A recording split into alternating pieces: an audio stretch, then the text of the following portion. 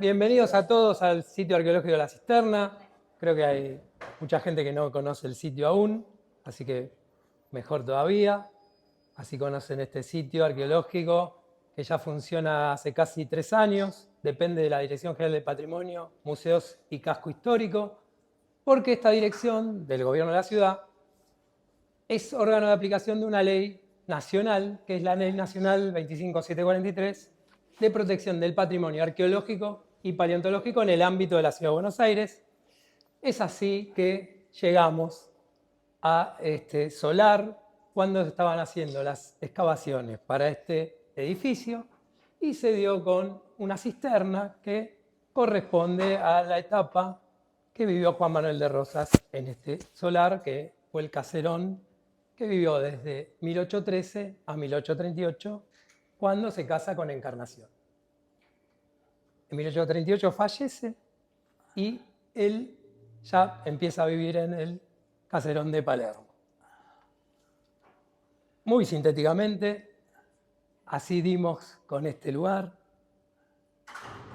Se hizo un gran rescate arqueológico durante todas las excavaciones, se recolectaron y rescataron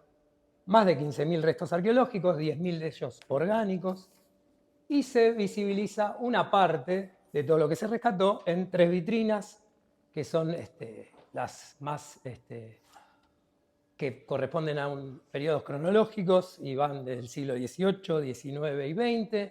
Y después hay algunas temporarias donde se visibilizan los restos orgánicos que se rescataron. Y la última,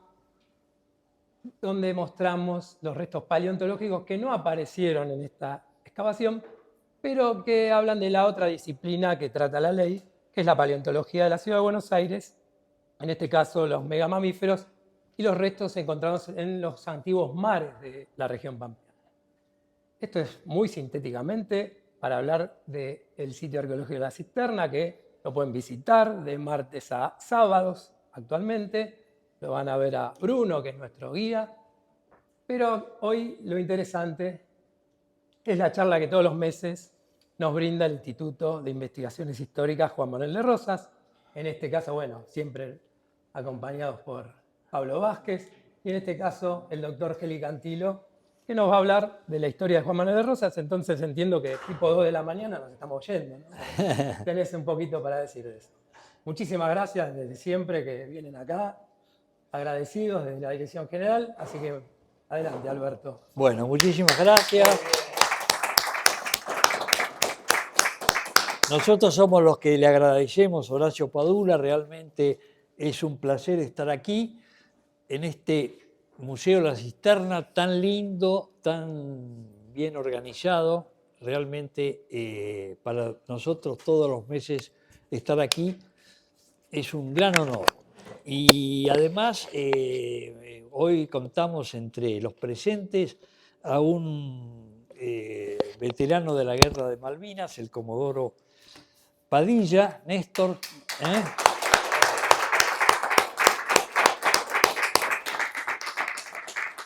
un destacado miembro del Poder Judicial de la Nación, el doctor Alberto Giordano, la profesora Beatriz Battori, en fin,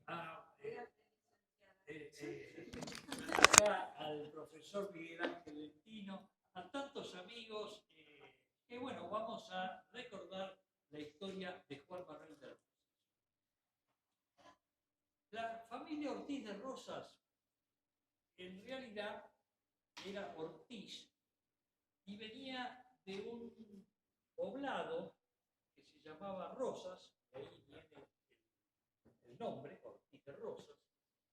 que quedaba en la zona de la provincia de Burgos. Realmente era gente que durante muchos siglos había luchado a órdenes de los reyes de España. Y se destacaron fundamentalmente como militares, y el primero en venir a Buenos Aires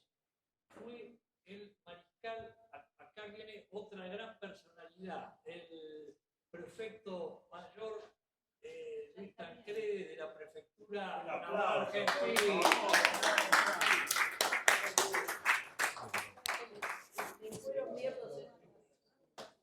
Le fueron bien los estudios, ¿no? ¿Todo bien? ¿Todo? Bueno. Bueno. Bueno, el primero en venir fue el teniente general Domingo Ortiz de Rosas,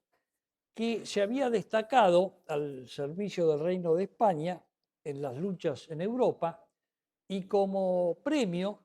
se lo nombra gobernador de la provincia de Buenos Aires cuando estas tierras pertenecían al virreinato del Reino del Perú, es decir, con la capital en Lima. Fíjense las distancias. Aquí en Buenos Aires hubo 32 gobernadores antes de que se creara el virreinato del Río de la Plata. Y Domingo Ortiz de Rosas viene y trae con él a un sobrino, también llamado Domingo Ortiz de Rosas, que era otro militar y se destaca fundamentalmente este gobernador que está un par de años aquí en Buenos Aires, sobre todo organizando la ciudad, creando distintas poblaciones, organizando la defensa contra los piratas ingleses, que ya desde esa época andaban merodeando estas tierras, y posteriormente, en premio a su actuación, es designado presidente del Reino de Chile, que era prácticamente lo que es actualmente el territorio chileno. Él está 9 años, que son importantísimos. Él crea la Casa de la Moneda, que es el equivalente a la Casa Rosada nuestra, es decir, la actual sede del gobierno. Organiza la Universidad de San Felipe, en Santiago de Chile, pero fundamentalmente se destaca por crear y fundar muchos pueblos. Tan es así que el rey le otorga el título nobiliario de conde de Poblaciones. Luego de 9 años, cuando decide volver a España, en el viaje que hace en un buque al pasar el estrecho de Magallanes, fallece. Su sobrino, en realidad, este Domingo era tío bisabuelo de Juan Manuel de Rosas. Y su sobrino, el abuelo de Rosas, también que se llamaba Domingo, que fue también militar, capitán del regimiento fijo de Buenos Aires, que era el único regimiento que tenían los españoles aquí en este territorio. Las otras fuerzas armadas eran los blandengues, que se ocupaban fundamentalmente de las fronteras, y tan es así que en un determinado momento, cuando la rebelión de Tupac Amaru en el norte, en la actual Bolivia, tienen que mandar una parte del regimiento fijo, lo instalan en Salta,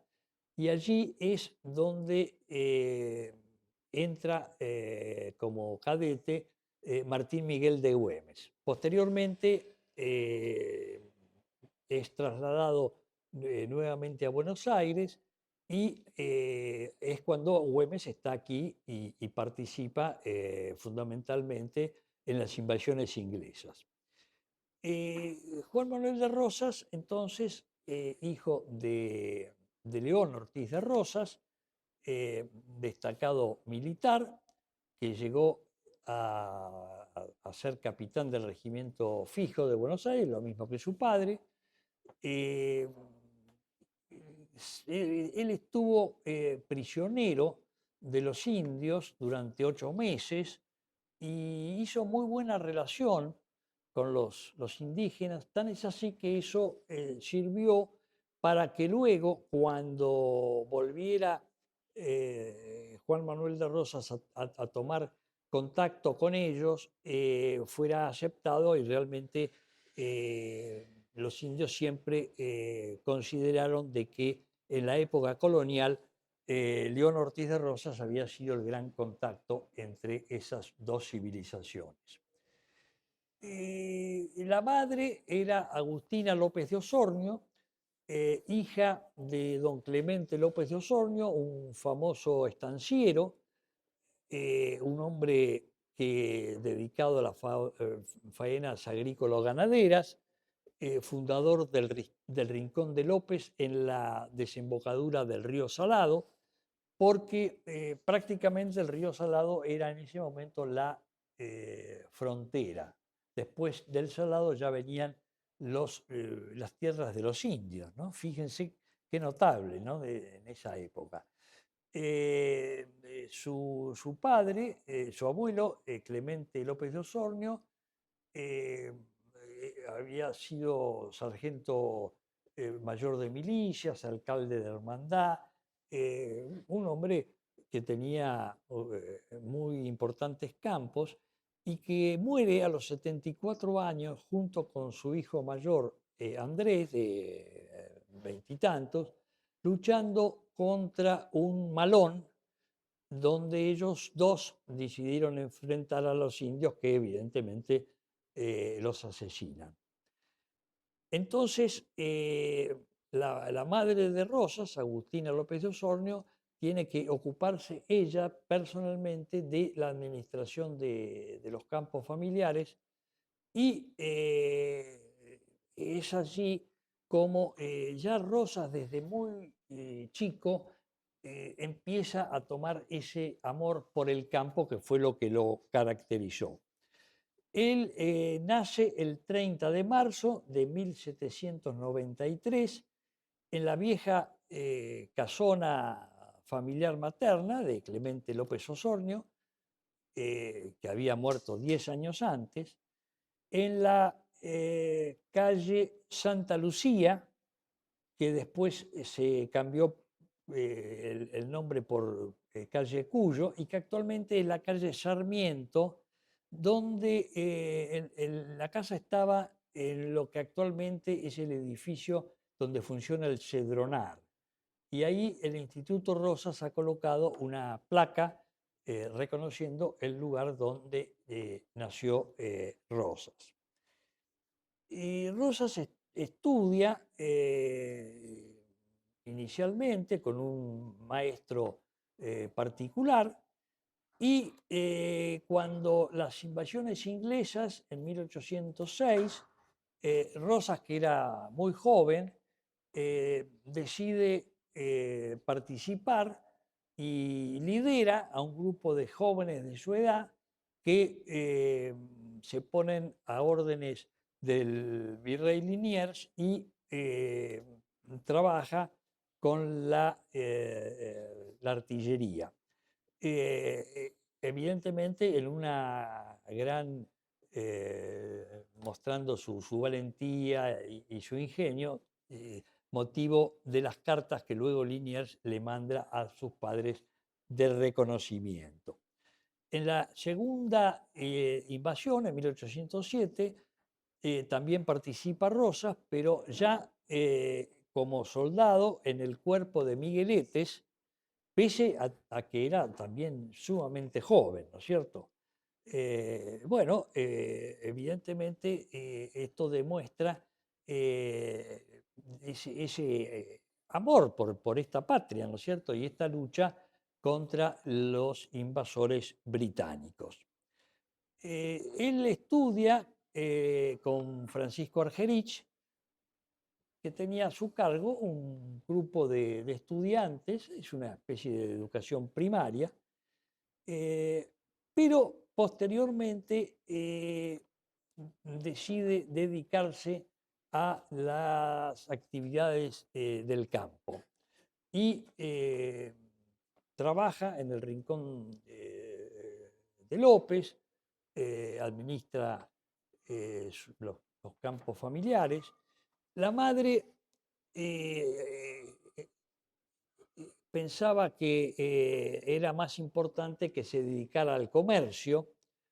que era un poco en ese momento el comercio la principal actividad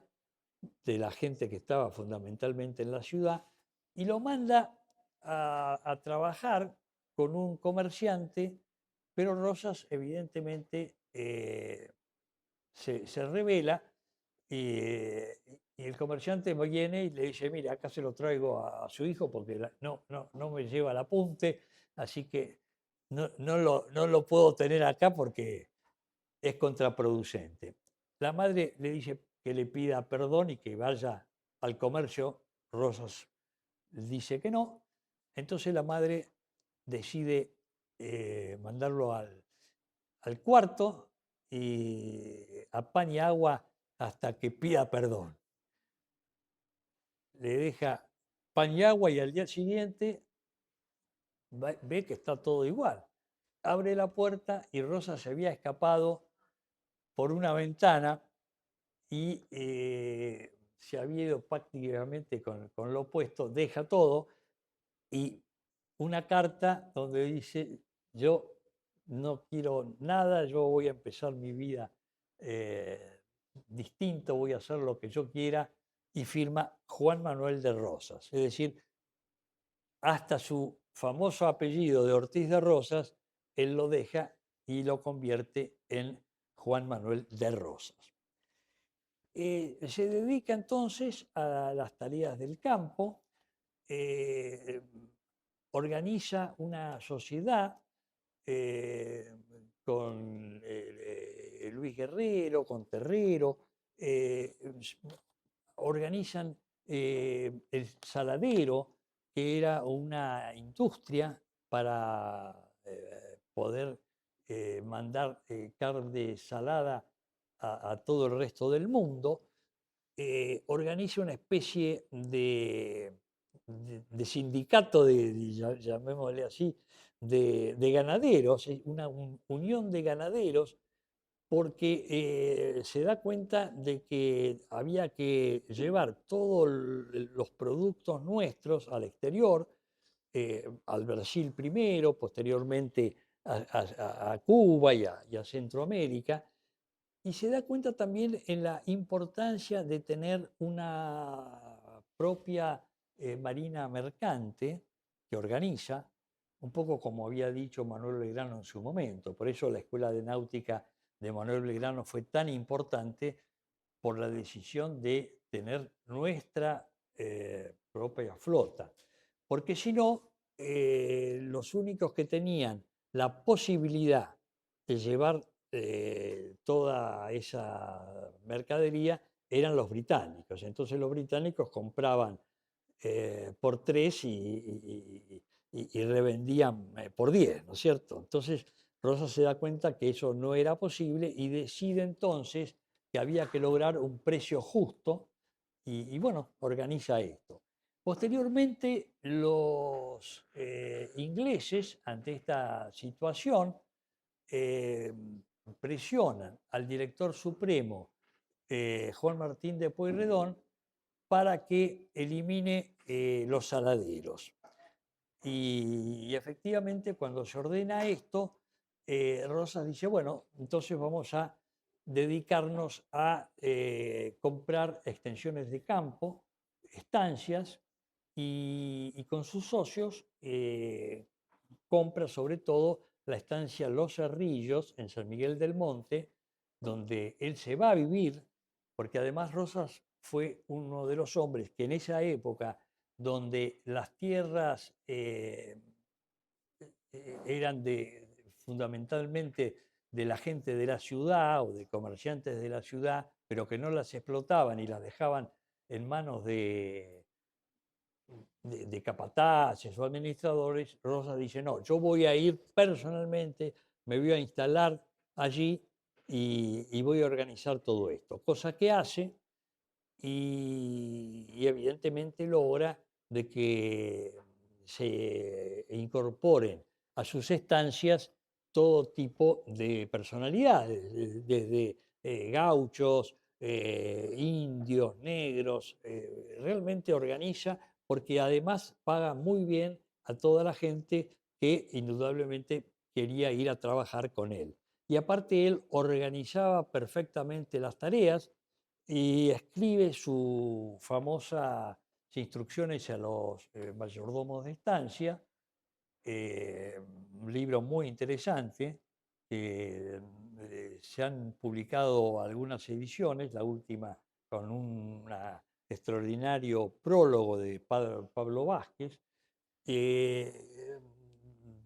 donde realmente Rosas demuestra cómo había que manejar todas las tareas del campo hasta en las cuestiones más minuciosas. Realmente fue importantísima esa forma de trabajar y de enseñar a trabajar de Juan Manuel de Rosas. Y aparte de eso también después se descubrió que había escrito un manual de instrucciones a los capataces de chacras, es decir, a la parte de la agricultura,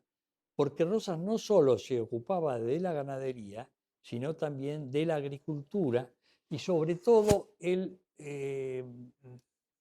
entregó arados, sobre todo a los indios, porque los indios eran, que él los quería asentar en un territorio dado, para lo cual la agricultura era la forma de que ellos pudieran no andar nómades por distintos lados. Juan Manuel de Rosas participa en la crisis de 1820 porque en ese momento se genera una gran pelea entre los caudillos del interior y Buenos Aires, donde se suceden varios gobernadores y es entonces cuando Rosas se da cuenta de que tiene que venir desde Los Cerrillos, desde San Miguel del Monte, con su famosa tropa, los Colorados del Monte, que él mismo organiza, les da armas, les da uniforme, y con ellos vienen y traen un poco para apoyar en una Buenos Aires desordenada, traer el orden, ¿no? Y por eso siempre se le dice el restaurador de las leyes, porque indudablemente Rosa fue una persona que creyó en la ley, el orden, la organización, el progreso. Él era capitán de milicias,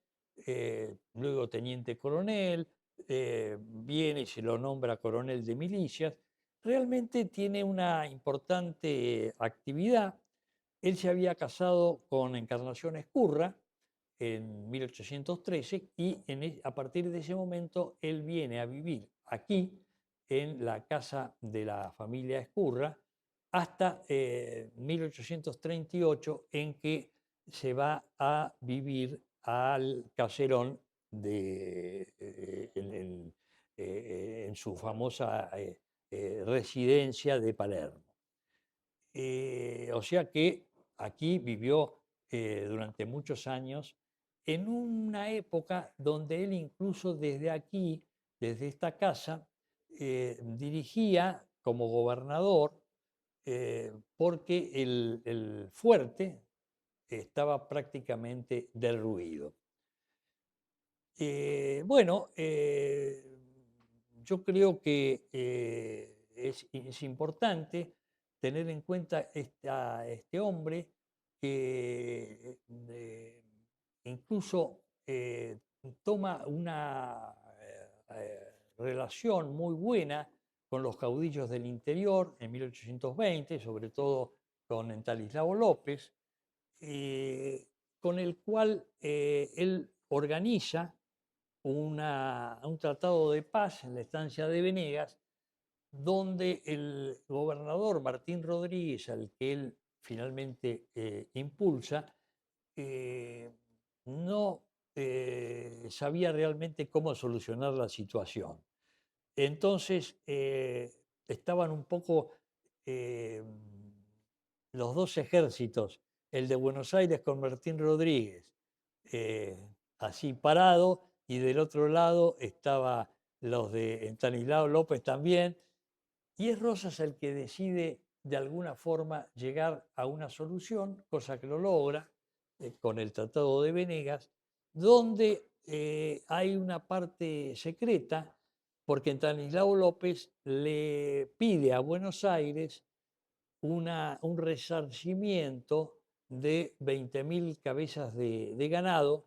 por los perjuicios que había recibido por las invasiones de Buenos Aires. Martín Rodríguez no sabía qué hacer y es Rosas el que va directamente, se reúne con Estanislao López y él mismo asume el compromiso de conseguir el pago de esta hacienda que se le pedía, no solo de 20.000, sino de 25.000, para realmente poner un fin a esa contienda. Y efectivamente, en ese momento ya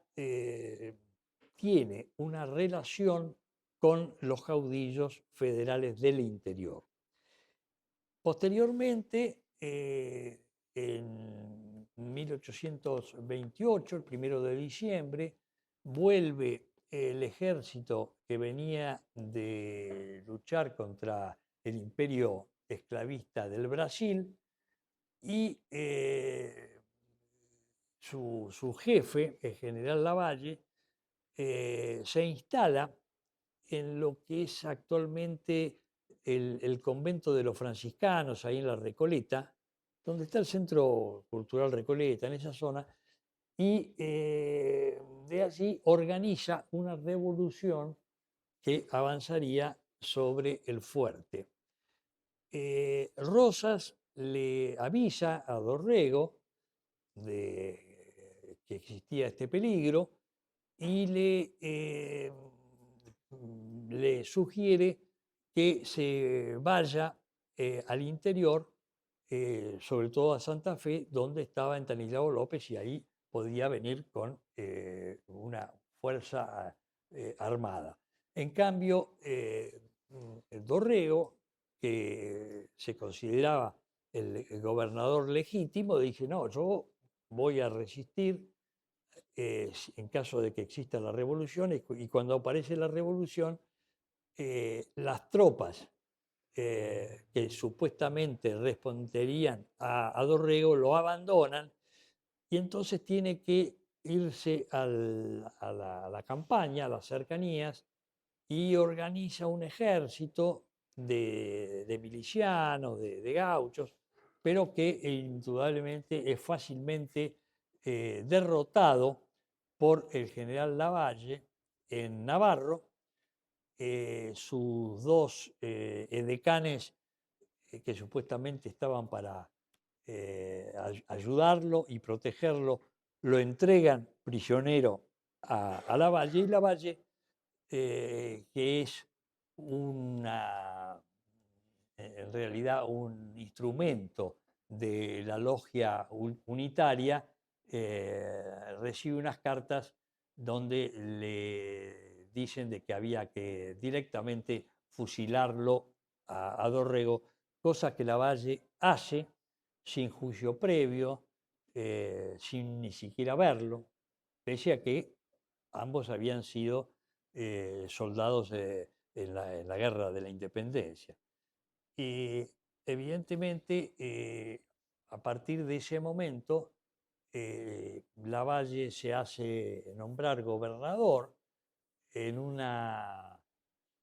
reunión muy chiquita que convoca en la capilla de San Roque, acá cerca, al lado de la Basílica de San Francisco, donde lo eligen así por aclamación gobernador a Lavalle. Sin embargo, Lavalle prácticamente no puede salir de la ciudad porque toda la campiña estaba en manos de los federales a órdenes de Juan Manuel de Rosas. Y el interior también es todo federal y todos se ponen a disposición de Rosas contra Lavalle. Lavalle entonces trata de llegar a un acuerdo, a una paz con Rosas. Se hacen los tratados de Cañuelas, de Barracas, pero después de esos tratados Lavalle los desoye cuando se entera de que el general Paz unitario, que también había sido el otro jefe que venía con Lavalle del Brasil, se había apoderado del gobierno de Córdoba y había organizado una liga unitaria allí. Bueno, entonces tratan de continuar luchando, pero evidentemente son fácilmente vencidos y tienen que partir al exilio. Y finalmente es electo gobernador Juan Manuel de Rosas en diciembre de 1829. Rosas hace muy buen gobierno, su primer gobierno, tiene una muy buena relación con los federales del interior y bueno, realmente él se da cuenta que al finalizar su primer gobierno, que dentro del mismo Partido Federal había un grupo de gente que quería un federalismo, pero sin Rosas, que consideraba que Rosas podía ser un obstáculo y querían nombrar un federal distinto. Y entonces Rosas dice, bueno, está bien, yo estoy de acuerdo, dejo el gobierno, es electo en su reemplazo el general Juan Ramón Balcarce, que era un buen federal, pero sin embargo él quedó rodeado por ese grupo de antirrosistas, fundamentalmente por el ministro de Guerra, el general Enrique Martínez. Rosas entonces emprende su famosa expedición al desierto, donde logra llegar hasta el Río Negro, el Río Colorado, es decir, prácticamente avanza sobre la Patagonia Argentina, que hasta ese momento eran tierras en manos de los indios. Indios que además habían organizado un sistema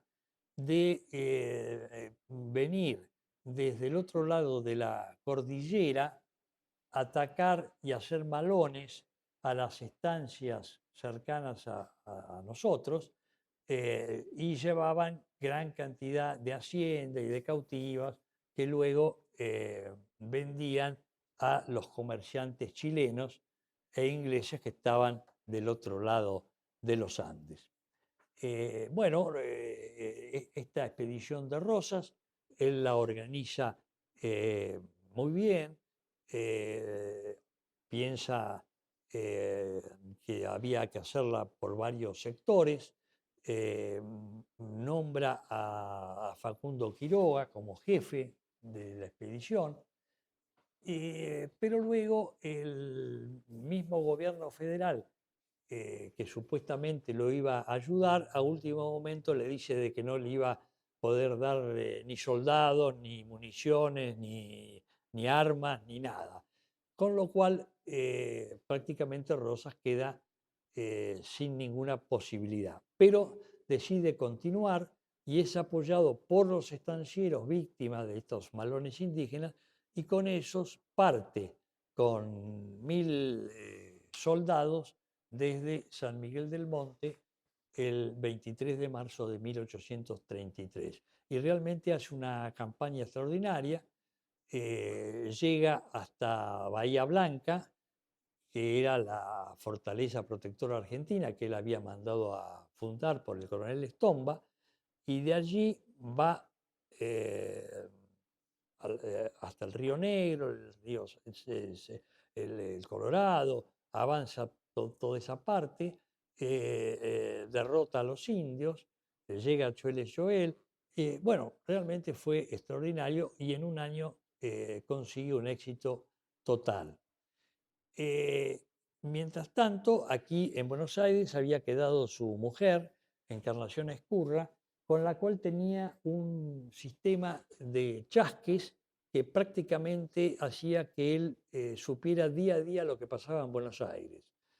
Y de esa forma es Encarnación la que organiza al rosismo en Buenos Aires y es la que logra la famosa revolución de los restauradores, donde derrocan al gobernador el general Balcarce, y de esa forma vuelve Rosas en un segundo periodo. Indudablemente este segundo periodo de Rosas tiene grandes dificultades por la lucha contra los intereses internos y externos, ya que tiene que luchar contra las tropas unitarias dentro del país, contra el bloqueo francés en 1838, posteriormente la guerra de la escuadra anglo-francesa en 1845, con la batalla de la Vuelta de Obligado, el 20 de noviembre de 1845, y posteriormente la Guerra del Paraná, porque los anglo-franceses, que venían con 20 buques de guerra de los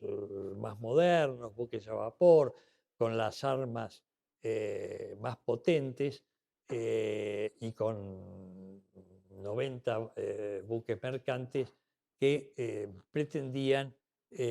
vender toda su mercadería, sobre todo a las provincias adyacentes al río Paraná. Esto fracasa porque el general Mansilla es quien está a cargo de esta guerra del Paraná, donde logra que ninguno de los buques anglo-franceses pudieran desembarcar para vender sus mercaderías y tampoco para abastecerse, o sea que prácticamente estuvieron totalmente aislados y son atacados desde distintos puntos, Tonelero, San Lorenzo, en fin, hubo varios sectores donde fueron bombardeados por las fuerzas de la Confederación Argentina. Y sobre todo cuando volvían de Asunción del Paraguay, el 4 de junio de 1846, Mansilla en la angostura del Quebracho, en un lugar donde el río Paraná se achica, similar a la Vuelta de Obligado, allí desde lo alto los sorprende con un ataque de artillería que hunde varios buques de guerra y buques mercantes, con lo cual prácticamente se dan cuenta de la imposibilidad de continuar avanzando y, y la derrota militar y sobre todo política, porque luego tienen que el reino de Inglaterra y el reino de Francia celebraron un tratado con nuestro canciller, Felipe Arana, para poner fin a la guerra, que se hace un tratado totalmente favorable a nuestros intereses, se reconoce nuestro derecho a los ríos interiores, se entrega a la isla Martín García, la escuadra del almirante Brown, que había sido capturada por los anglo-franceses, se, se hacen salvas al pabellón nacional, en fin, un éxito total que indudablemente demuestra la importancia de Juan Manuel de Rosas, que además prácticamente en los años, en los años posteriores derrota a los unitarios, sobre todo a Lavalle, que termina muerto en el norte, y prácticamente en 1847 eh, también, luego de la batalla de Vences en Corrientes, prácticamente ya se termina la resistencia interna y externa. En 1850 el general San Martín, con el quien se carteaba desde 1838, le manda su última carta, porque San Martín muere ese año, donde es una carta muy emocionante porque le reconoce todo lo que había logrado Rosas y el éxito que había tenido. Y bueno, de esa forma prácticamente podemos decir de que Rosas había logrado un triunfo absoluto. Sin embargo, 2 años después, justo José de Urquiza, que era el general más importante que tenía Rosas, eh, Rosas lo nombra jefe del ejército de la Confederación Argentina en una nueva guerra que se declara contra el imperio del Brasil, y Urquiza se pone, traiciona y se pone de acuerdo con los enemigos y con los brasileros, y entonces arma un ejército grande con el cual avanza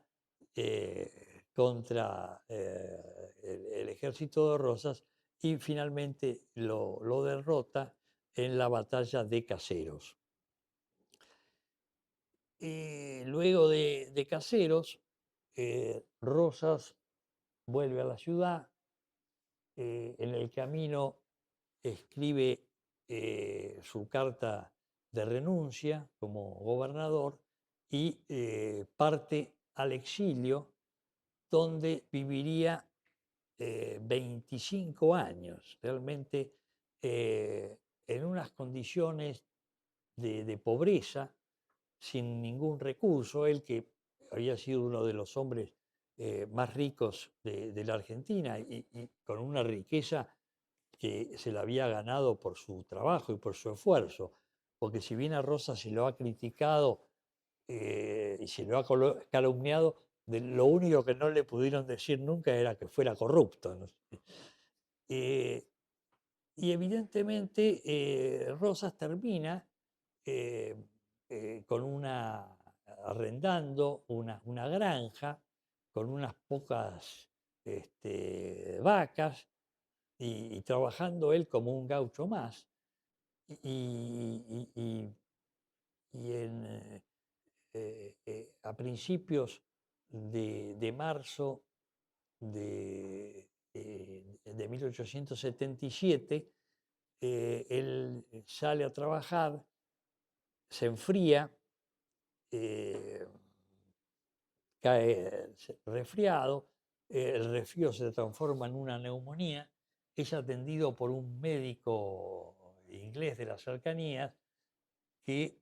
la manda a llamar a Manuelita, que vivía en Londres con su marido Terrero, y bueno, viene Manuelita a verlo, porque Rosas prácticamente estos años había vivido solo, y bueno, fallece el 14 de marzo de 1877. De modo que esta es una breve reseña de la vida de Juan Manuel de Rosas, que demuestra todo lo que él hizo y fue un hombre que, sin lugar a dudas, dio todo por su patria. Fue un gran estadista argentino y fue el hombre que durante prácticamente 20 años manejó a nuestro país. Muchas gracias.